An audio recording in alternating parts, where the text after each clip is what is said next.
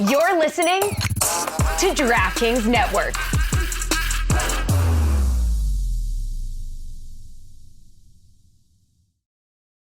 Folks, listen up. US Cellular wants to help everyone get the gift of connection this holiday season. Already a customer? This applies to you too, because right now, new and current customers can get any phone, and I mean any phone, for free. Yes, free. Sounds like it's time to make the switch. Spread the holiday cheer far and wide this season with a new phone. Everyone can get the gift of connection at US Cellular. Get any phone free today. US Cellular, built for us. Terms apply. Visit uscellular.com for details. Welcome to the Big Suey, presented by DraftKings, Why are you listening to this show? the podcast that seems very similar to the other Dan Lebitard podcast. I'm sorry, I'm not going to apologize for that. In fact, the only difference seems to be this imaging. I have been tempted in restaurants just walking past tables to grab somebody's fries that if they're just there. That hasn't happened to you guys? I've done it. And now, here's the marching man to nowhere, Fat Face, and the habitual liar. Skip Schumacher is going to join us later in the show. He's going to come into studio to talk about the Red Hot Marlins, as if we haven't bored you enough with sinking into the Beal Schmiel quicksand. We're now going to go and attack the 11 games over 500 Marlins team. This is like the second best they've ever been at the halfway point of a season, even though they've won 2 championships. I can't wait to just see him in person. I've heard he's really jacked.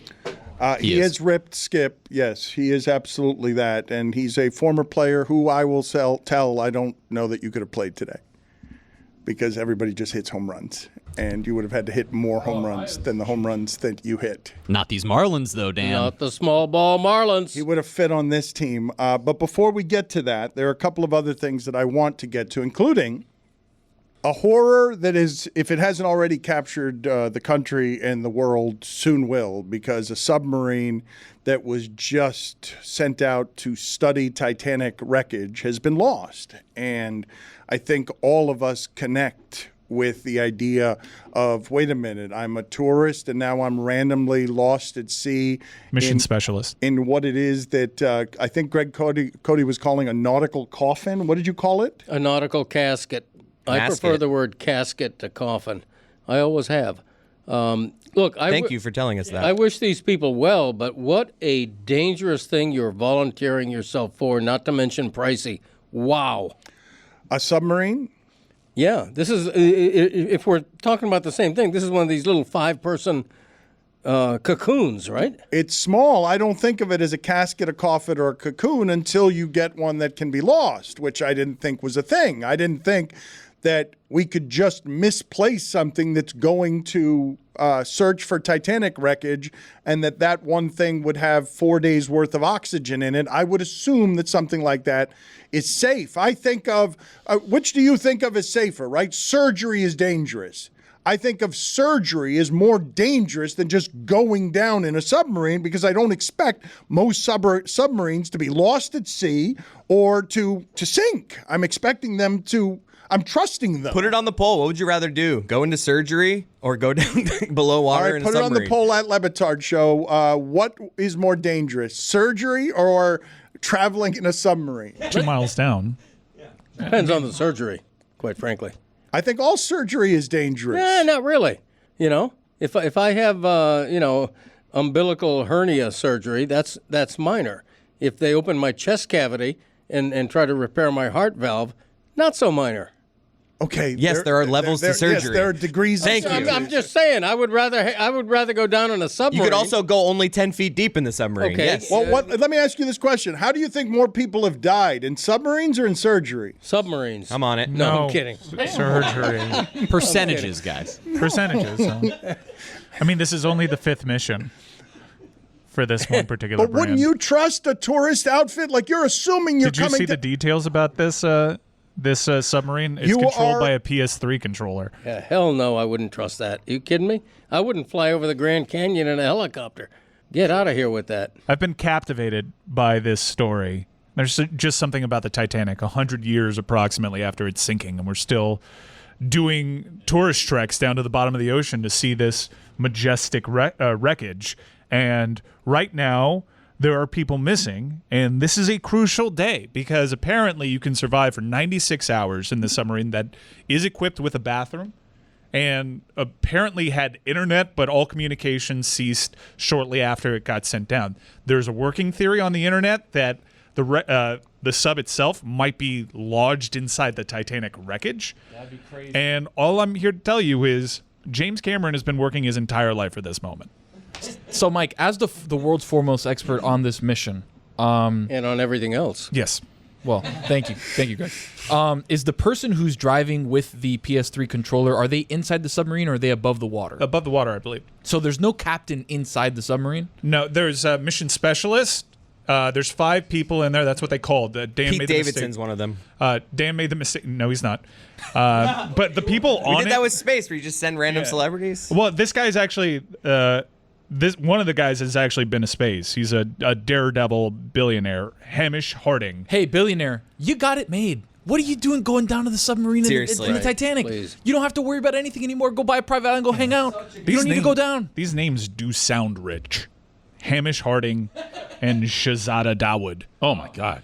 Yeah, those are reported amongst the missing, and today's a very crucial day. I don't even know how, like, say you even find the sub. Then there's the whole deal of rescuing it.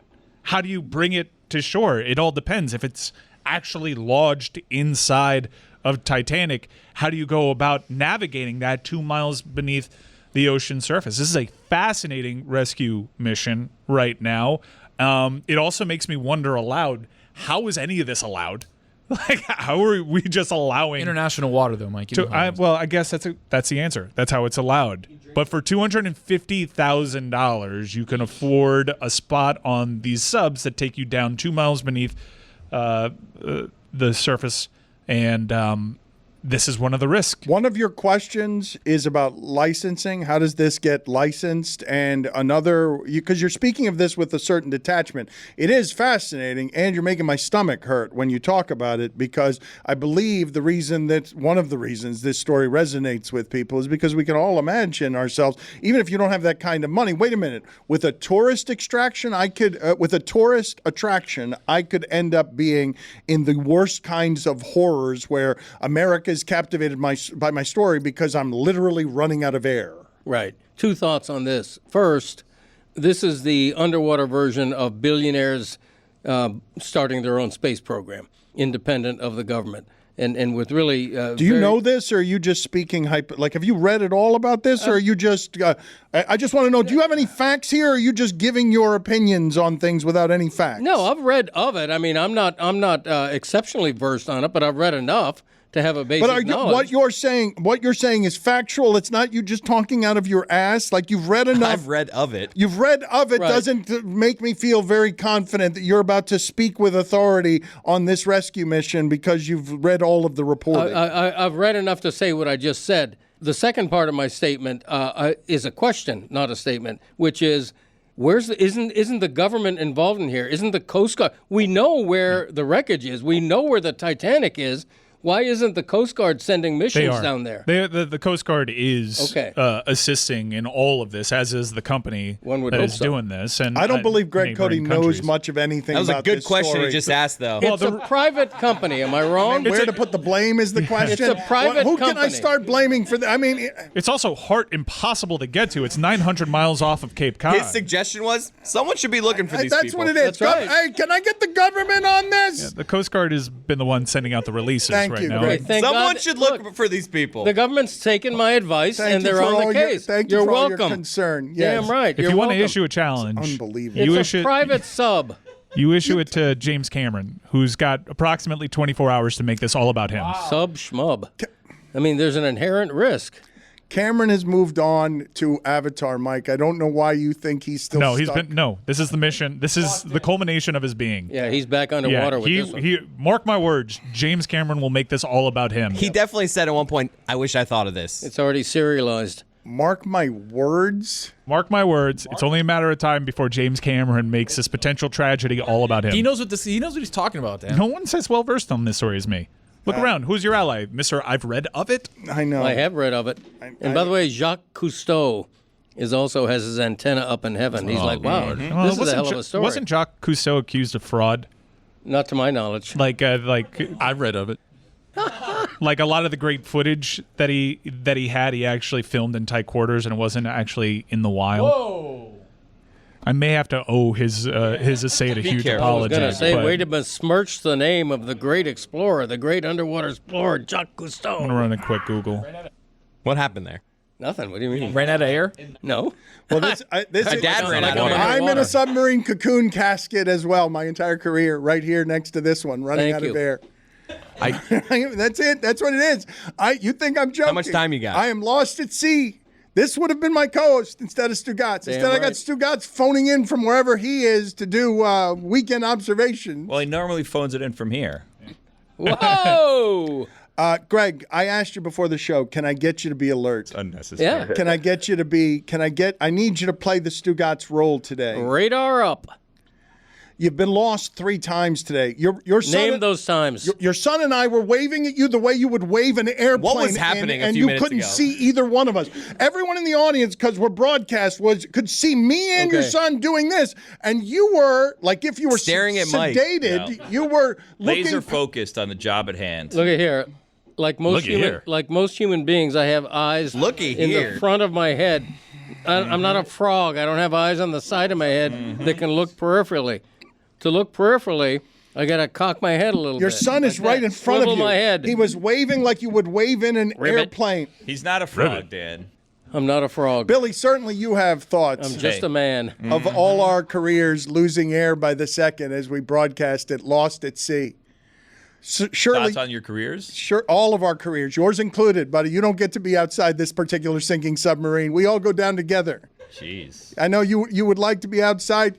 You're the guy who wants the controller from the outside, who wants to be above the surface while the rest of us drown. But I'm going to need your help I'm the on guy this that's story. like, let's leave the Titanic being the Titanic at the bottom of the sea. Hey, you're a billionaire. How about just enjoy your money on land? What are we going into space for? What are we going into the ocean Martin for? also. He's just looking for reasons to die, that guy, to be honest with you. And I'd look, I don't. Hamish Hardwood. This is reckless. I would just say this is reckless. So. Gotta find that one. All right, don't worry. We'll just assume that it played. Nailed it. Throw away all journalistic credibility and get reckless. Here is something we like to call reckless speculation. You're good. Let's look into some life insurance policies. You know what I mean? See what's going on there. Maybe for some reason someone just wanted to disappear. Maybe things. What was going on around this billionaire before he decided to just disappear in a submarine down to visit the old Titanic? You know what I mean? He's got the means to disappear forever, Dan. But why? What's the motive? Guy's asking the right questions. I honestly can't believe that on a really horrific, fear-based story, all of you are going straight to the second guess. There's got to be a You're family like, member somewhere, you're- though. that's Something's like, up all here. mortifying that you guys are just going straight to the second guess. That's what we said about Balloon Boy. Remember? The only person here that thought that Balloon Boy was real, Dan, as I recall, was you. Worried about that poor kid. We said there's no way that that's going on. Not a chance in heck. Greg? Sounds like a chapter in Jules. This is a new and unimproved Dan Le Batard show with the Stugotz. Gamble on by DraftKings. Today's episode of the Dan Le Batard Show with Stugotz is brought to you by Venmo. Look, no matter how your favorite team does this season, there's still one way to feel like a winner, and that's with Venmo. That's because when you use Venmo to add $100 or more to your DraftKings account, you'll get an extra $25 in DraftKings bonus credits. Just go to DraftKings.com/Venmo offer to activate your offer. Then choose Venmo to add funds to your DraftKings account, add $100 or more, and boom! 25 credits will appear in your DraftKings account if you're eligible. This offer is only good through December 31st, 2023 or while supplies last, so make your move before the shot clock runs out. Here's the deal. Venmo is a fast and easy way to add money on DraftKings. And if you don't have Venmo account yet, don't sweat it. Signing up in the app is super simple. So what are you waiting for? Just add $100 or more to your DraftKings account with Venmo and you'll get $25 in bonus credits. Go to DraftKings.com/Venmo offer and go get that bonus. Gambling problem? Call 1-800-GAMBLER. Eligibility and age restrictions apply. Void where prohibited. Valid one per first-time Venmo account transfer. Opt-in required. Minimum $100 transfer from your Venmo account to your DraftKings DFS account. $25 bonus issued as DK dollars that require one-time playthrough before withdrawal. See terms at DraftKings.com/Venmo offer. Dan Le Batard. Hey, everybody. Not here or can't come to the phone. Leave a message. Thanks. See, doesn't that sound better, Tris? Everybody. No, it does not. It does not sound better. It sounds, he is absolutely slurring his hey, everybody. By the way, not surprising at all that he would answer the phone and think just everybody is there. It's only one person calling you. It's everybody. Stugotz. He's performing, baby. Anytime you put a mic on around him, hey, everybody. He was 19 Miller Lights deep when he recorded that. It's everyone calling him. Hey, everybody. He's doing a little show. A little show. Everything is good content. The Right. Greg Cody Show he's- featuring Greg Cody. Hey, everybody. This is the Dan Le Batard Show with the Stugotz. I love having Greg Cody here on Tuesdays. It makes me see what I imagined 20 years ago. I thought I would be hosting this show with Greg Cody, and that would have aged very poorly. It doesn't age much better with Stugotz, but it is slightly better in that he's not frightened of the lights in here or confused and disoriented by someone talking in his ear. However, he often doesn't show up for work. He takes advantage of our vacation policy, and the most recent pictures I've seen of him from, again, another Grateful Dead concert as he descends into a summer of poisons and aging. Holy crap, this is a bad picture. It is terrible. I'm worried about him. We're all worried about his physical health. He sounds terrible. He's smoking his breakfast, and it's not because it's grilled. His breakfast is an ashtray that can't provide the nutrients he needs. Neither can the mushrooms. Okay. Allegedly. Okay, I mean, protein. Time to throw away all journalistic credibility and get reckless. Here is something we like to call reckless speculation. You're good. I mean, he's high all the time. Wow. Like, Not he's- in show, he's I don't never think. sober. I have Not no in proof. show. I have no proof that he's Right sober. after, though. It's the whippets, right? That's what they do. They do whippets. Come on, Mike. They do whippets, though. That's what. Billy, look Whip it at good? this. Look at this photograph. Jeez Louise. What's a whippet? You gonna let that slide? Mike's Remember dog. Remember that time we went to Coconut Grove? Wait a minute. You don't get Hakeem. Go sit in the penalty box. Go sit right now. Good You- joke. What are we even talking Whip it about? good, Devo. good, A yes. Devo. Lots of jokes. Yeah, your joke was The good. Grateful Yeah. Devo. Yeah, Thank you. the one about my dog was good. Remember that one time we went to Tavern in the Grove before it closed, and we stumbled upon like a bunch of whippet canisters? There was that guy you went to college with. There were a recognized couple you. of guys I went to college with who were in the same place that I'd left them back at the Tavern in Coconut Grove back then. One of them was the kicker for the University of Miami football team. I couldn't believe the sheer number of whippets on the floor of the now defunct Tavern. But Greg Cody just asked, he doesn't know what a whippet is. It's sort of, and forgive my ignorance here, it's sort of taking the contents of a whipped cream container and sort of whatever the hallucinogens are in it, sucking them so that you alter your brain chemistry. Okay. It's just the air that comes from those cans. You just Wow. If you've ever wondered why are there heard. so many balloons here when you go to a Dead and Company show, that's why. But what are we to make of what Stugotz looks like here in this photograph that was circulated on Twitter from a Grateful Dead concert the day after both teams were eliminated? He came in here, he was eating a sandwich, left crumbs all over the table, and said vacation mode Dano as it felt, as the crumbs fell into a beard that hadn't been shaved in 7 days under a hat that he's been wearing nonstop for 4 weeks. Unchanged, uncleaned. He's falling apart, and he wants to do his weekend observations from wherever he is. I was told he's in New York at the moment. That he went to a show last night, and I think he said City Field is today or tomorrow. He's doing, I believe, if I remember this correctly, he told me he has either 9 or 10 more shows this summer. Whoa. So I think that this weekend knocked out 1 or 2 of those. And then he says that that's it forever with the Dead and that he can't miss it. He's doing 3 back-to-back in San Francisco. I don't know when that is. I don't know if he's told you the vacation schedule because he hasn't been very crystal clear with that to me, but he just said, I'm taking the summer off. Okay. Good for Stugotz. He's my hero. I live vicariously through him because I don't do any of that stuff. I've never been to a Dead show, but it sounds like a lot of fun. Whippets, by the way, my neighbor, the Petrovskis, had whippets. So when you're talking about whippets all over the place, I'm thinking back to the 1440 days. Bill Petrovsky had 3 whippets, which are like small greyhounds. They're like miniature greyhounds. beautiful, wiry little dogs. Faster than a light bulb. You know, when you turn on a light switch and the light comes on, a whippet is faster than that. It's the fastest land animal on Earth, other than the cheetah. I think McGill would acknowledge Well, that. that's another one that abuses the vacation policy. He's not coming in today to let turtles go into the ocean. He's or something? going. Please. Yes, he's releasing sea turtles. He can't be They in can do today. that without him. Billy, where are we though? Okay, so he's going to take the Elser. summer off, the summer of deterioration. Yes, thank you. The Elser Hotel. We come live on every day, Monday through Thursday from the Elser. Thank you for answering that question. Always appreciate your help and grateful for what you do when chaos has emerged and you're totally not helpful in any way whatsoever.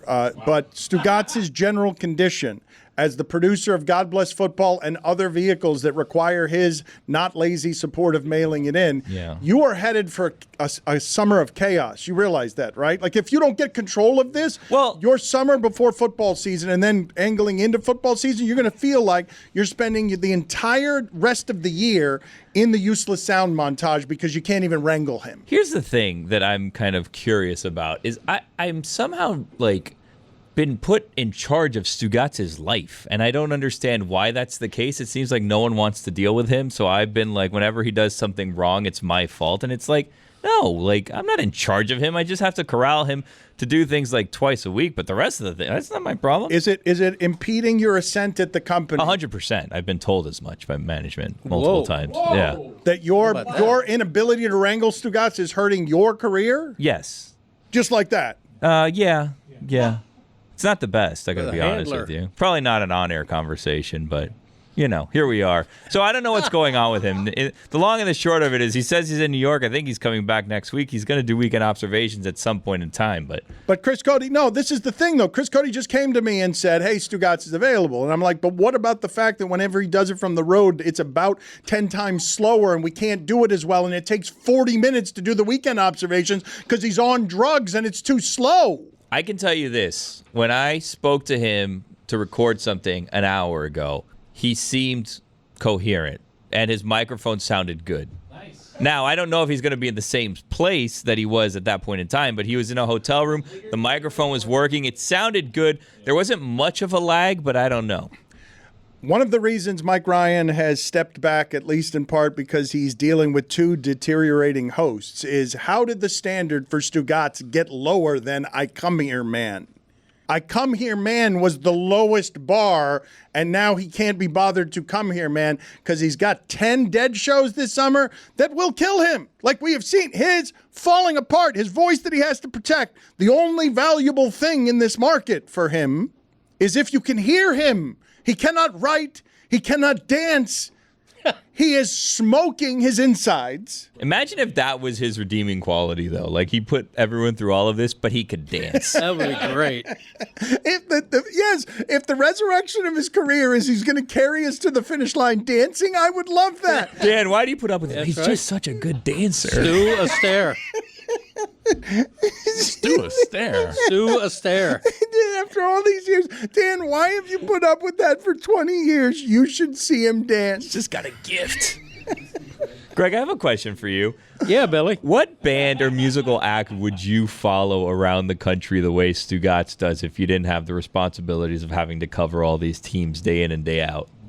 Wow, that's a good question. Probably Glenn Miller. The Glenn Miller Band back in that day. Holy shit. Yeah, because, you know, I'm Holy shit. No, Not the here's Steve Miller Band. Google- The No, no. Glenn Miller Band? Glenn Miller. Yes, go ahead and Google that and see when its last member died. No, here's why. That was my dad's favorite big band guy was Glenn Miller. I'm too young for the big band era, believe it or not, but I would like to have experienced it. So that's why I say that instead of, you know, the Rolling Stones. Please give or me some all the. modern I mean, you somehow going older than the Rolling Stones, I guess, isn't an upset. But still, Jeremy, give me some facts on the Glenn Miller Band when it is their heyday was. The first fact for you, they were active from April 1938 to September 1942. Yeah. Chattanooga Choo Choo. Pardon me, boy. Are you the Chattanooga choo-choo? What? Won't you carry me home? I feel bad for My Chris. dad's been doing it my whole life. That's a Greg Cody song to me. Glenn Miller died in 1944 Damn right he did. at 40. Right in the middle of the war. Went young. But he was my dad's favorite. But then, Pardon me, boy. For this- Everybody, is this the Chattanooga choo-choo? Won't you carry me home? Is that the only one you I know? want to carry you home. Yeah, I haven't seen them. That's why I want to go see them. well, you can't. I'm sure they had many hits. There's probably an incarnation. There's probably still a Glenn Miller band. Moonlight Cocktail was one of their hits. Moonlight Serenade or Moonlight Cocktail? How's that go? Hum a few bars. There's actually both. I've heard of Moonlight Serenade. We'll sing that one. I don't know it. I've heard of it. Little Brown Jug. Oh, yeah. That's right. I think my dad used to sing that. American Patrol. My aunt would sing it in French. I never knew that song. He died serving our country. In So the thank war, you for right? your service. Yeah. Him and Elvis were in the war 20 years apart. Actually, Elvis was never in the war, was he? I think he never went overseas. In the movies. In the movies, he was. You're right. That was quite the ride we just went on. He was a toy soldier. Although in real life, he was in the military as well. Derailed a couple of years of his prime, early prime. Ted Williams also. Ted Williams, that's right. Imagine if modern day athletes had to do that. Like Mike Trout, all of a sudden is missing 3 years of his Fighter career. I mean, he has been in the missing this Army. season. I mean, geez. To be a fighter pilot. Yeah, I know. Isn't that crazy to imagine that? No athlete looks more like a fighter pilot than Mike Trout. There is Yeah, a he modern really day. does. There is a modern day Ted Williams. He just so happens to play down here. Yeah. Greg, did you know Glenn Miller was awarded the Bronze Star Medal posthumously? You know what? It doesn't surprise me. Yeah. It doesn't surprise me. He earned it. What do they award that for? I have no idea. Is Ted Williams' head still It's under Disney just World like still, Yeah. last I it's, checked. it's Yeah. frozen? somewhere? Cryogenics. Last you Right. checked. In Arizona, right? Glenn Miller was born in 1904. Doesn't say death date. Disappeared in December of 1944. Wow. That's one of those. Maybe he was in a 5-man submarine. You never know. But I think we do know because we know how yeah. he went missing. Exactly. We know Serving about the that, country. yeah. Yeah. It's true. Yeah. I'm not making fun of the people in the submarine. I pray that they... Or the military. that- Let's that they just get pray ahead of or, that as well. Right. You said a prayer for that? But they don't make them like Miller anymore. Imagine that, a big band leader who goes off to war, Yeah. disappears under weird circumstances. You could write a book about that. You should. I should. Yeah. The Glenn Miller story. I got to come up with a better name than that. Yeah.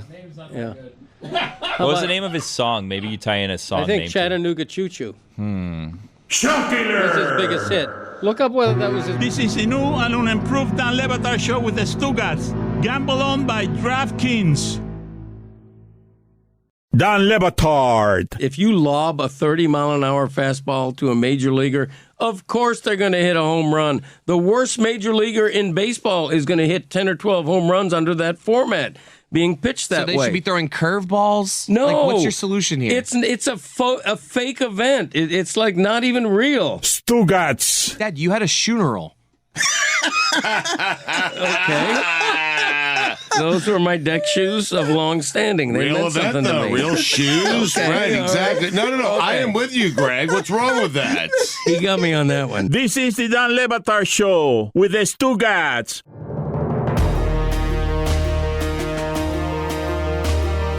I'm not totally sure, but I think what is presently happening with Stugotz as we try and fail to onboard him from whatever drug-soaked landscape he joins us from, I'm pretty sure it's what made Whitty quit.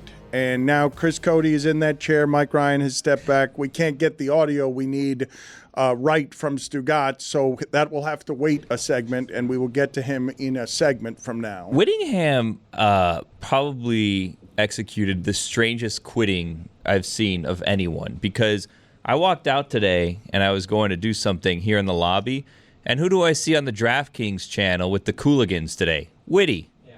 Seems like Whitty just quit coming here. Because he's still buzzing about, cashing checks from someone, doing something. But also doing the things that he wants to, which include not having to deal with Stugotz's schedule and having his career harmed the way that yours has been how did harmed he by escape having that? to. Well, he just quit and took the parts of the Give job me a hint, or that he Billy, wanted. you should start doing soccer. We will get to Stugotz in a moment, but I want to go back for a second. This Messi's coming to town, maybe.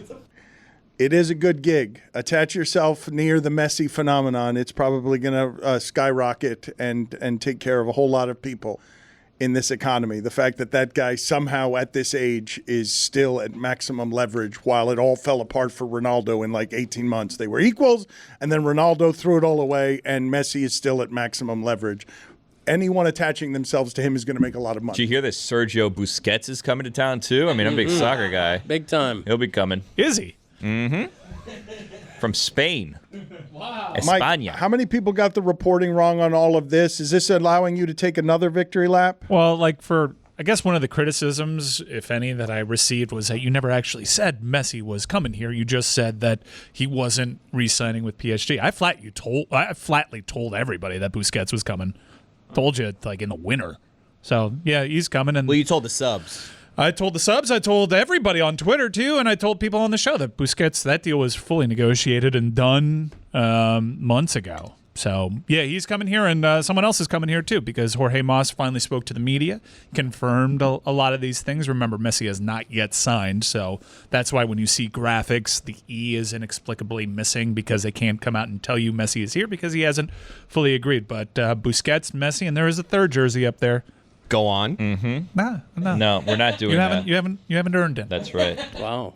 Where can people purchase the right to have exclusive insider information if they care to have it from? There are emoji hints from the Globe's international insider on all things Messi. You can super follow at Michael Ryan Ruiz and give half of my money to Elon Musk. One of the things that I wanted to get to as we try to onboard Stugotz here, because I don't want to lose the humanity of what I'm about to say here, because we just talked an hour ago about Mike Ryan is demanding that Mickey Arison not run his business like a responsible business that has to worry about money, but that he spend the maximum amount of money in order to run his business, the dollars of it poorly, but the part that feeds the fans the way that fans and columnists want it fed. When people say sports is just a business, when you hear them say that, we all kind of know it. It's a cliche. But I simply want to point to you in the glory and the frenzy of the transaction. We're going to head into the draft, and you just saw the league taken away from LeBron. This is how it's going to happen. They've been dominating these news cycles, these old guys, for a long time. LeBron just had it taken from him and is arguing on Instagram with Michael Malone, who's taunting him with making fun of him, looking like a ridiculous, drunken person who looks like an aged white rapper, looks like Fred Durst from Limp Bizkit. that he's taunting LeBron because they took the league from him, and now it's drunken, flat brim, sunglasses, bleep off LeBron, I got the big giant young guy.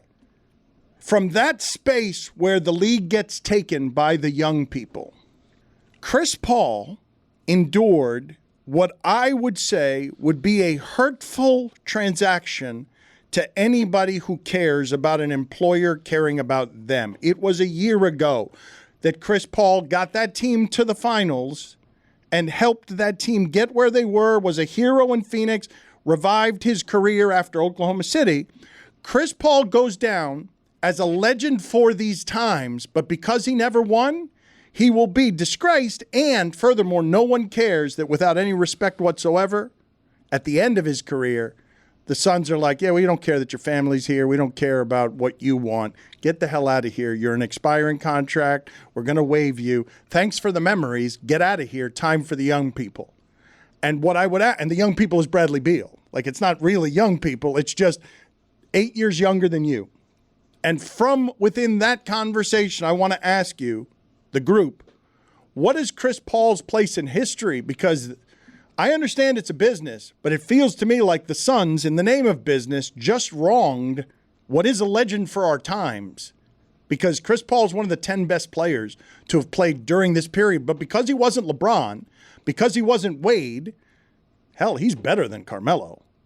He doesn't get the same send-off, and in fact, at the end, gets hurt by his employer. Is he allowed to be hurt by his employer? Because, Greg, this person, for those of you who do not know, just wrote a book with Michael Wilbon because he is boys with Iger, was a power broker during player empowerment, the head of the union, got to the top of the sports business where he collaborates with Silver and Iger over what's the next deal look like for players, and is an afterthought within the context of, well, you weren't as good as LeBron. You weren't nearly as good as LeBron. You weren't as good as Durant. You weren't nearly as good as Durant. But you're in the top 10, and at the end, get the hell out of here. We don't need you anymore. See if you can figure it out on your own. You're old. Time for the young people. It's a cruel ecosystem, man. It's cold. It's ridiculous the way he found out that they didn't have the courtesy to speak to him directly. But to me, you compare him with other point guards, not with big guys. And in his place, he's third all-time in steals, third all-time in assists. The fact that he didn't win a championship, for me, it matters very little. He's one of the greatest ever without equivocation. One of the greatest ever for his size, for sure. Yes. Like it's Isaiah I think Thomas. he meant point guards, right? Yeah. But I'm just Point talking. guard. I'm talking about players. I'm talking about players. This is a guy who, for 15 years during the LeBron era, was as good as any of them, like a few notches below, but by degrees for his size.